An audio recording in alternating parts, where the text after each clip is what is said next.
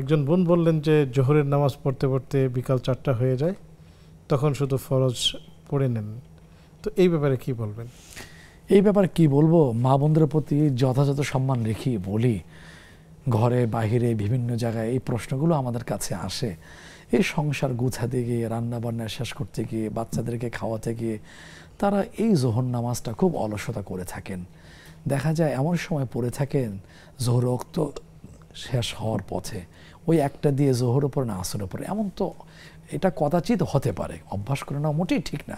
কারণ আউয়াল ওয়াক্তে এটা তো মুস্তাহাব আছে, তারপর এটা অভ্যাস বানিয়ে নেওয়া আর সুন্নতে মুআক্কাদা এটা ছেড়ে দেওয়ার অভ্যাস, এটা তো মোটেই ঠিক না। কারণ যে কোনো একটা আমল যদি সবসময় ছেড়ে দেওয়া হয়, এটা তো ভালো কল্যাণ বয়ে নিয়ে আসবে না, কল্যাণ তার জন্য জুটবে না। এটা না করা, সেজন্য হ্যাঁ, এমন যদি হয়ে থাকে মানে কদাচিৎ বা ঘটনা চক্রে যে এতটুকু সময় আছে সুন্নতে মুআক্কাদা পড়া সুযোগ নেই, নাই শুরুর নাই ফরজের পরে, শুধু ফরজটুকু পড়ার, তাহলে তো সেই ক্ষেত্রে অবশ্যই ফরজটুকু আদায় করে নেবেন।